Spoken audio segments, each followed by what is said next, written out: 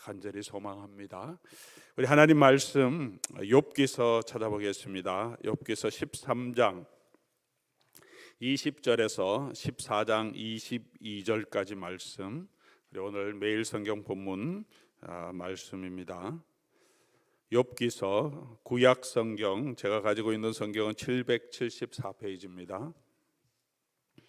욥기서 13장 20절부터 14장 우리 마지막 절까지 우리 함께 교독하여 하나님 말씀 받들어 읽겠습니다.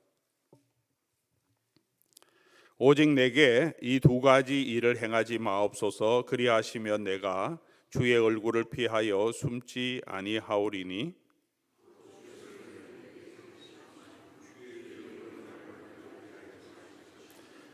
그리하시고 주는 나를 부르소서. 내가 대답하리이다. 혹 내가 말씀하게 하옵시고 주는 내게 대답하옵소서.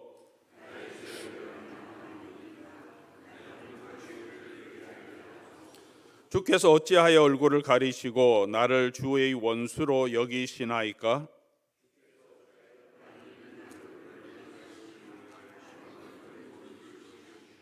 주께서 나를 대적하사 괴로운 일들을 기록하시며 내가 젊었을 때 지은 죄를 내가 받게 하시오며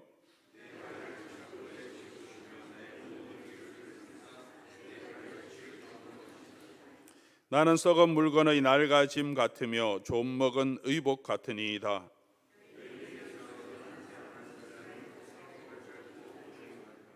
그는 꽃과 같이 자라나서 시들며 그림자같이 지나가며 머물지 아니하거늘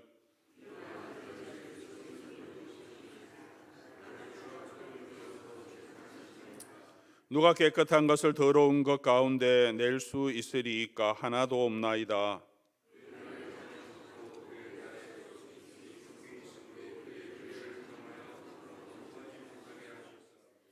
그에게서 눈을 돌이켜 그가 품꾼같이 그의 날을 마칠 때까지 그를 홀로 있게 하옵소서.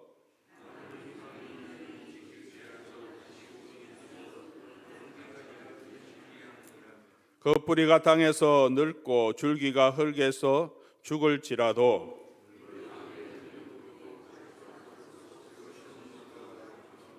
장정이라도 죽으면 소멸되나니 인생이 숨을 거두면 그가 어디 있느냐? 사람이 누우면 다시 일어나지 못하고 하늘이 없어지기까지 눈을 뜨지 못하며 잠을 깨지 못하느니라.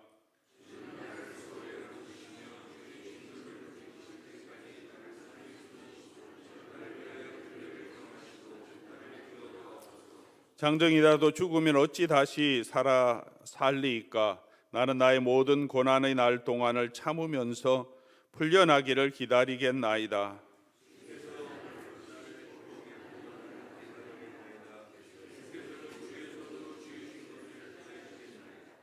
그러하온즉 이제 주께서 나의 걸음을 세시오며 나의 죄를 감찰하지 아니하시나이까?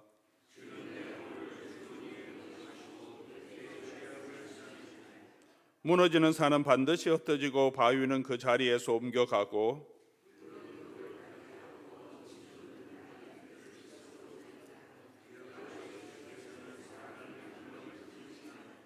주께서 사람을 영원히 이기셔서 떠나게 하시며 그의 얼굴빛을 변하게 하시고 쫓아 보내시오니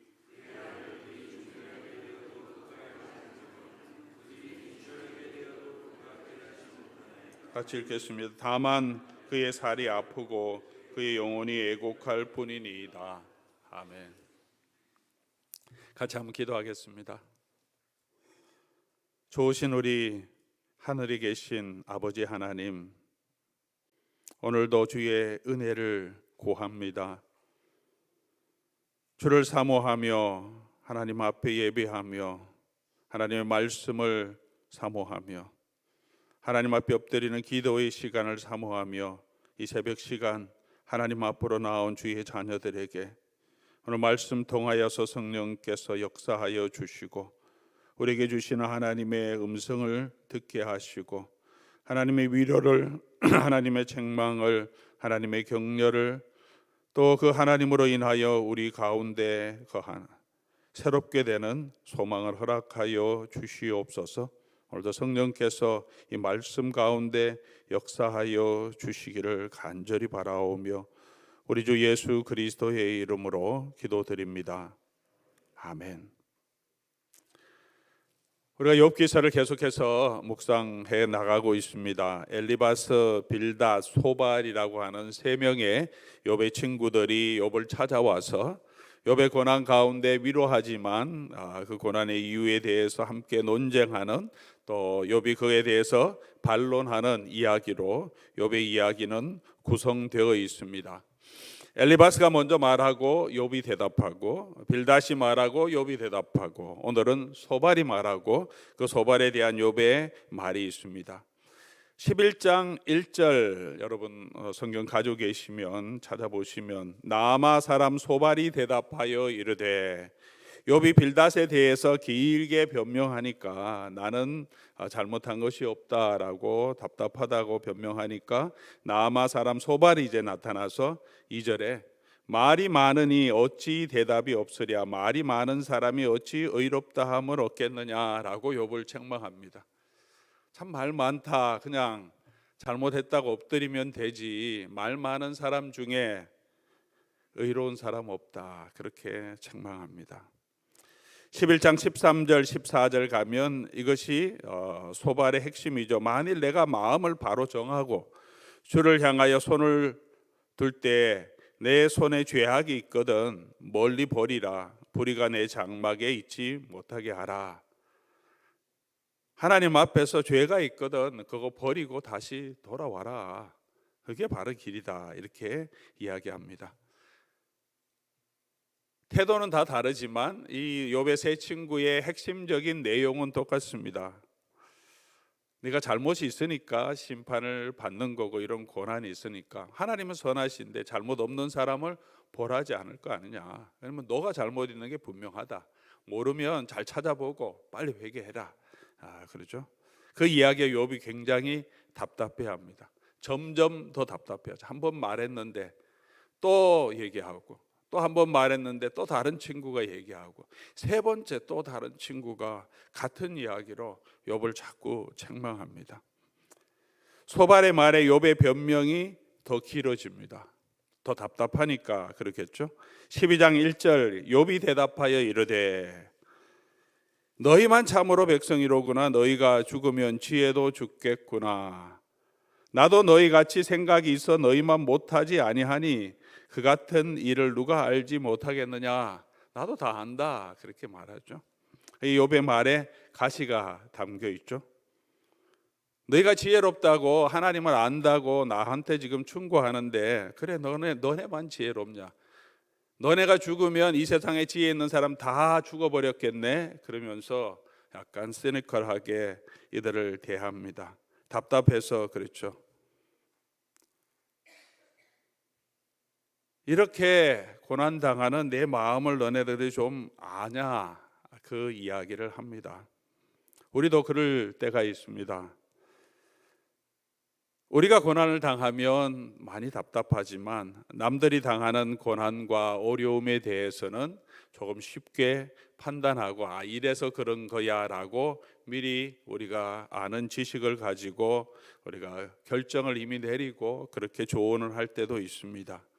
우리가 아는 성경 지식대로 이렇게 돼야 되는데 당신이 되지 못했기 때문에 그렇다, 내가 가지고 있는 경험을 가지고 일반적인 지식을 또 특별한 그 상황에도 적용하면서 그 사람의 형편을 잘 알지 못하면서, 그 마음을 알지 못하면서, 또 이 모든 일을 주관하시는 하나님의 지혜를 우리가 어떻게 다 알겠습니까? 그럼에도 불구하고 하나님은 이렇게 하시고 그러니까 너는 이렇게 해야 돼 라고, 마치 우리가 이 하나님이 하시는 모든 경륜들을 아는 것처럼 말하며 다른 사람에게 또 조언한다고 충고할 때가 있습니다. 바둑을 둘 때 옆에서 보면 수가 다 보인다 그런 것처럼, 넌 지금 고난에 있기 때문에 너는 몰라, 옆에서 보면 다 보여, 너 회개하면 다시 하나님이 회복시켜 주셔, 이런 마음을 가질 때가 많은 것 같습니다. 저도 그럴 때가 있고 아마 여러분도 그럴 때가 있지 않을까 생각합니다. 오늘 이 말씀 보면서 먼저 우리의 마음을 한번 다시 돌아볼 수 있기를 바랍니다. 고난 가운데 있는 주변 사람들, 이웃, 교우들이 있다면 우리가 너무 성급하게 그 모든 것을 안다고 판단하기 전에 먼저 그 고난에 함께 위로하고 또 함께 공감하면서 같이 아파해 주는 마음이 더 필요한 것이 아닌가 생각합니다. 이 욥의 세 친구들을 하나님이 책망하셨다라고 맨 마지막에 말하고 있습니다. 이런 태도를 하나님께서 경계하신다는 것을 우리가 분명히 알 수 있습니다. 저와 여러분들도 알지 못하면서 우리가 가진 몇 가지 지식을 가지고 남을 판단하기보다 오히려 하나님께서 이 일을 어떻게 하실지 우리가 생각하는 건 있더라도 하나님의 뜻에 맡기고 지금 고난당하는 그 고난에 함께 공감하며 같이 기도해 주고 같이 아파해 주는 그런 마음을 조금 더 가질 수 있기를 바랍니다. 욥은 이런 친구들에게 자기를 조금 내버려 달라라고 소리를 지릅니다. 4절, 너희는 거짓말을 지어내는 자요. 13장 4절이죠. 다 쓸모없는 의인이다. 나 고쳐주겠다고 문제를 찾아주겠다고 말하는데 내게 전혀 도움이 안 된다. 13절, 너희는 잠잠하고 나를 버려두어 말하게 하라. 무슨 일이 닥치든지 내가 당하리라. 내가 알아서 할 테니까 너네는 좀 가만히 있어. 답답해서 그렇게 말합니다. 그리고 욥이 뭐라고 하냐 하면 하나님께 이제 말하겠다 그렇게 얘기하죠. 13장 3절에 나는 전능자에게 말씀하려 하며 하나님과 변론하려 하노라. 오늘 본문의 많은 내용은 그렇게 욥이 이제 이 친구들과 말하다가 하나님께 말합니다 하면서 하나님께 지금 호소하는 내용이 오늘 본문 내용입니다. 13장 15절에 그가 나를 죽이시리니 내가 희망이 없노라. 그러나 그의 앞에서 내 행위를 아뢰리라. 하나님이 나를 죽이시더라도 나는 하나님께 나아가서 하나님 내 행위, 내가 걸어왔던 일을 하나님께 지금 변론하고 하나님께 탄원해 하겠다. 그래서 20절 오늘 우리가 읽었던 이제 내가 두 가지 하나님 말하겠습니다. 21절에 첫 번째는 주의 손을 내게 대지 마소서. 이 말을 읽으면서 참 욥이 얼마나 아팠는가, 얼마나 힘들었는가 하는 생각을 하게 됩니다. 주의 손을 내게 대지 마소서 그렇게 합니다. 너무너무 아프다는 거죠. 더 이상 좀 지금도 견디기 힘든데 하나님 더 이상 나를 더 힘든 가운데 두지 마소서. 14장 우리가 쭉 읽었는데요. 22절에도 맨 마지막에 이 욥이 하나님께 다시 말하는 것은 다만 그의 살이 아프고 3인칭으로 표현하지만 인생의 고난을 표현하지만 자기 마음을 여기 담아서 표현하는 거거든요. 다만 그의 살이 아프고 그의 영혼이 애곡할 뿐이니이다. 욥이 몸이 얼마나 아팠겠습니까? 육체의 질병 가운데 있는 분들 얼마나 날마다 여기 진통제를 드셔도 계속 아플 때 그 고통이 얼마나 심합니까? 욥의 몸이 그렇게 아프고 영혼도 애곡한다. 속도 너무 상하고 그의 영혼도 너무 답답하거든요. 하나님이 주시는 이 고난의 의미를 다 알지 못하니까 그 끝을 보면 알겠는데 아직 그 끝을 보지 못하니까 고난 가운데 있을 때 너무 답답하다. 하나님 제발 이제는 좀 그만하시면 좋겠다. 더 나빠지지 않으면 좋겠다. 이런 마음이죠. 우리 친구란 영화의 명대사 있죠. 그것이 이 말씀을 묵상하면서 생각났습니다. 아이가 그러면서 이미 찌른 것도 너무 아프니까 이제 그만해도 된다. Enough. 우리의 삶의 때로는 아마 그런 하소연을 하나님 앞에 하시는 분도 계시지 않겠습니까? 하나님 너무 힘들어요. 이제는 좀 더 나아지지 않아도 괜찮으니까 그냥 더 힘든 일만 없으면 좋겠습니다. 내 살이 아프고 내 영혼이 애곡합니다. 희망이 끊어진 것 같다는 거죠. 18절 19절 말씀입니다. 무너지는 산은 반드시 흩어지고 바위는 그 자리에서 옮겨가고 물은 돌을 닳게 하고 넘치는 물을 땅의 티끌을 쓸어버리나이다. 이와 같이 주께서는 사람의 희망을 끊으신다. 큰 지진이 나서 산사태가 나서 산이 막 무너져 내리는 것들, 홍수가 나서 그 물에 휩쓸려 갈 때 그 밑에 있는 돌, 그 밑에 있는 물들, 이런 것들은 그냥 속수무책이죠. 밀려올 때 어떻게 막을 수 없습니다. 해일이 일어나서 바닷물이 넘쳐올 때 그것에 저항할 수 있는 아무 힘이 없는데, 하나님이 이렇게 고난으로 우리를 몰아치시면 사람의 소망이 없다는 거죠. 악한 사탄이 한다면, 이 세상의 원수가 한다면, 다윗이 시편에서 고백한 것은 다윗의 원수들이 다윗을 죽이려고 한다면 하나님께만 소망을 두고 하나님 나를 도와주십시오라고 하나님께 호소할 수 있는데, 욥이 보니까 하나님이 하시는 일이거든요.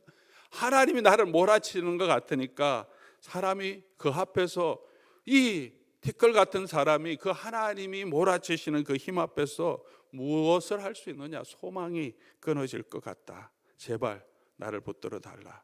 근데 욥이 소망이 끊어진 것 같으면서 답답한 게, 가장 원인은 그 이유를 모르는 거죠. 22절 말씀, 내게 대답하소서라고 계속 하나님께 말합니다. 내게 대답하소서. 이런 간구, 고난 가운데 부르짖는 소리에 대한 결말과 대답은 오늘 본문에는 나타나지 않습니다. 욥기서 42장까지 다 읽어보면 알게 되는데, 이 고난의 과정에는 욥은 전혀 알지 못합니다. 캄캄한 어둠 가운데, 고통 가운데 있는 것 같습니다. 우리가 고난 가운데 있을 때 우리가 이 일을 다 알지 못합니다. 하지만 오늘 본문을 통해서 욥이 하나님께 호소하는 이 내용을 통해서, 그 호소의 내용을 통해서 오늘 저와 여러분이 우리 붙들 수 있는 두 가지 교훈을 우리가 살펴볼 수 있을 것 같습니다. 첫 번째로는 욥이 이렇게 답답하고 이렇게 고통스럽고 이렇게 하나님께서 자기를 폭풍우처럼, 홍수처럼, 산사태처럼 몰아치시는 것 같은 그런 압도적인, 하나님을 원망하고 싶은 그런 마음이 들기도 하지만, 욥이 하는 이 오늘 본문의 내용을 보면 욥이 하는 일은 뭡니까? 그 하나님께 나아가겠다, 하나님과 말하겠다라고 말합니다. 하나님과 변론하리라, 그 앞에서 내 행위를 아뢰리라. 그가 나를 죽이시더라도 나는 그에게 말하겠다라고 계속해서 하나님께 나아갑니다. 하나님께 자기의 마음을, 자기의 답답함을, 그리고 자기의 필요를 호소합니다. 아마 이것이 욥에게 배워야 할 저와 여러분의 신앙의 자세가 아닐까 생각합니다. 욥이 하나님 앞에서 온전하고 의로운 사람이라고 하나님이 그를 자랑하시고 그 신앙을 칭찬하신 것은, 욥이 편하고 행복하고 잘되고 하나님이 주신 많은 축복을 누릴 때 하나님께 감사하고 하나님 앞에 제사드린 그런 행위를 통해서만은 아닐 것입니다. 그가 알지 못하는 고난 가운데서도, 그 고난에서도 하나님을 원망하고 하나님을 떠나지 않고 결국은 하나님 앞으로 나와서 알지 못하지만 하나님 나로 하여금 알게 해 주십시오 하면서 계속 하나님 앞으로 나아가서 간구하는 그 마음이, 그것이 욥의 의로움, 인간의 의로움이 아니겠습니까? 우리가 어떤 의를 가지고 하나님 앞에 우리가 이런 의를 행했습니다 나타낼 수 있는 게 뭐가 있겠습니까? 우리가 할 수 있는 것은 하나님밖에, 예수 그리스도밖에 소망이 없습니다라고 나를 붙들어 주십시오, 나의 믿음 없는 것까지도 도와주십시오 하면서 하나님 앞에 나아가는 것, 그것을 믿음이라고 하는 것입니다. 욥은 그런 하나님을 향한 절대적인 믿음을 가지고 있었습니다. 하나님이 그를 치실지라도 하나님을 향해 나아갔습니다. 하나님께 간구하고 호소합니다. 그 욥에게 하나님께서 결국은 찾아와서 응답하신다는 거죠. 마지막에 하나님이 오셔서 응답하십니다. 그 하나님이 찾아오셨을 때도 욥이 하나님께 막 따집니다. 그러나 그 대화 가운데 하나님의 뜻을, 하나님의 지혜를, 그를 향한 하나님의 사랑을 알게 됩니다. 욥기서 전체를 통해서 우리에게 보여주는 것이 무엇입니까? 욥은 알지 못하지만 하나님은 여전히 이 고난 가운데서도 욥을 자랑하시고 욥을 돌아보시고 욥을 향하여 선하고 신실한 하나님의 인자하신 뜻을 가지고 계신다는, 욥을 공격하는 이 사람들 하나님이 결국은 마지막에 아주 엄하게 책망하시면서 욥의 의를 드러내 주신다는 거죠. 사랑하는 교우 여러분, 오늘 우리의 삶 가운데 답답하고 고통스럽고 우리가 이해하지 못하는 어려움이 있을 때 여전히 신실하신 그 하나님을 바라보고 우리가 이유 다 알지 못하고 하나님께 나아가는 것이 너무 힘들고 어렵지만 그래도 우리의 소망은 오직 주님밖에 없음을 기억하고 계속해서 욥처럼 우리 하나님 앞으로 나아가 간구하며 변론하며 하나님께 그 응답을 들을 때까지 하나님을 찾는 저와 여러분 될 수 있기를 바랍니다. 그러면 하나님께서 이 끝에 반드시 응답하신다는 것을 욥기서는 저와 여러분에게 보여주고 있습니다. 두 번째로 오늘 본문을 통해서 욥은 자기의 고통뿐만 아니라 인생의 허무함을 노래합니다. 이 땅의 모든 것은 다 때와 기한이 다 정해져 있고 그것은 마칠 때가 있다. 마치 전도서처럼 그렇게 이야기합니다. 그러나 자연의 순환이 있습니다. 하나 죽으면 다시 일어나고 다시 계절도 순환하는데 사람은 죽으면 다시 돌아오지 않는다. 10절 말씀이죠. 장정이라도 죽으면 소멸되나니 인생이 숨을 거두면 그가 어디 있느냐. 14절 장정이라도 죽으면 그가 어찌 다시 살아나겠느냐. 그것이 욥의 고난이죠. 이 고난 가운데 내가 죽으면 나에게 무슨 소망이 있겠느냐라고 하나님 다시 나를 회복시켜 주십시오라고 말합니다. 그래서 욥이 하는 게 있습니다. 14절 아직 생명 있는 동안에 고난 가운데 있지만 주를 찾고 주께서 나를 회복해 주시기를 기다리겠다고 말합니다. 14절이죠. 나는 나의 모든 고난의 날 동안을 참으면서 풀려나기를 기다리겠나이다. 15절 주께서는 나를 부르시겠고 나는 대답하겠나이다. 주께서는 주의 손으로 지으신 것을 기다리겠나이다. 하나님께 기다리겠다라고 그가 말합니다. 고난의 날을 참으면서 풀려나기를 기다리겠다고 말합니다. 그렇게 하나님께 대한 소망을 잃지 않고 계속해서 하나님께로 나아가 간구합니다. 욥은 그의 삶이 끝나기 전에 죽기 전에 하나님의 회복을 기대했습니다. 그리고 하나님께서 그를 회복시켜 주셨습니다. 이전보다 배나 더 큰 축복을 주셨습니다.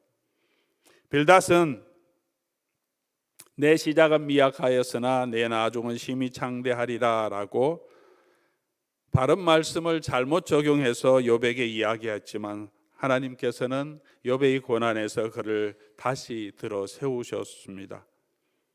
욥은 죽기 전에 죽으면 모든 것이 끝난다고 생각했고 죽기 전에 하나님께서 그를 회복시켜 주시기를 기다린다는 소망을 가졌습니다. 오늘 우리가 욥을 통해서 배울 것은 이런 하나님께 소망을 두는 것입니다. 우리에게는 허무한 죽음이 올지라도 그럼에도 불구하고 여전히 소망이 있습니다. 부활의 소망이 있습니다. 욥 때까지는 아직 확실하게 알지 못해서 하나님이 마지막에 다시 회복시켜 주시기를 기대했지만 그러나 욥도 죽었습니다. 구약에 있는 모든 사람들도 다 죽었습니다. 우리 모두가 죽음으로 가는 허무한 인생을 살아가고 있지만 그럼에도 불구하고 저와 여러분에게는 소망이 있습니다. 하나님을 믿지만 고난 가운데 이 땅을 살아가다가 허무한 인생, 그렇게 허무하게 어려움 가운데 고난 가운데 죽어가더라도 저와 여러분에게는 다시 살아날 소망이 있습니다. 그 일을 위해서 예수 그리스도께서 이 땅에 오셨습니다. 누가복음 1장 79절 보면 예수님의 탄생에 대한 예언 가운데 어둠과 죽음의 그늘에 앉은 자들에게 빛과 생명을 주시기 위해서 하나님께서는 예수님을 보내주신다라고 말합니다. 어둠과 죽음의 그늘에 앉은 자들에게, 이 땅에 있는 모든 사람들은 그런 어둠과 죽음, 또 이 땅에 있는 모든 고통 가운데 결국은 우리 인생 마지막에는 우리가 질병으로 몸의 연약함으로 인하여 고통 가운데 이 생을 마감하게 되는 것이 저와 여러분의 삶입니다. 아무리 건강하게 또 오래 또 유복하게 사시더라도 인생 마지막에 우리가 어떻게 될지, 우리 연로하신 어르신들이 신방하고 돌아보면, 우리 또 지나준 주에도 교우 한 분이 하나님의 부름을 받아서 가셨는데 마지막엔 다 어렵고 힘들고 두려운 그런 죽음의 길로 가야 하는데 그 가운데 여전히 우리에게는 소망이 있다는 거죠. 소망이 있다. 부활의 소망이 있습니다. 사랑하는 교우 여러분, 오늘 우리의 삶 가운데 여전히 예수 그리스도 안에 소망이 있고 주 안에 산 우리의 모든 수고는 하나님께서 갚아주신다. 요번 2배로 축복해 주셨는데 저와 여러분에게 주신 하나님의 축복은, 하나님의 나라의 그 유업은 우리가 이 땅에서 한 모든 것과 비교할 수 없을 정도로 예수 그리스도께서 누리는 모든 축복을 동일하게 우리에게 같이 허락해 주신다고 약속해 주셨습니다. 이 부활의 소망을 우리가 붙들고 우리가 예수 안에 소망이 있음을 깨닫고 이 반석 위에 굳건하게 서서 오늘의 삶의 허무함도, 오늘의 삶의 고난도 우리가 하나님의 손에 맡기고 믿음으로 걸어가는 저와 여러분 될 수 있기를 바랍니다. 한 해를 돌아보면서 또 함께 하신 하나님, 또 한 해를 계획하면서 또 다른 고난이 우리에게 올지 모르지만 굳건한 반석 되신 하나님, 우리 예수 안에 소망을 두고 또 계속해서 믿음으로 걸어갈 수 있기를 주의 이름으로 간절히 소원합니다. 우리 찬송은 예수 안에 소망 있네, 우리 부활의 소망을 기억하고 우리를 구원하신 하나님을 기억하면서 우리 찬송하고 기도하는 시간 갖겠습니다.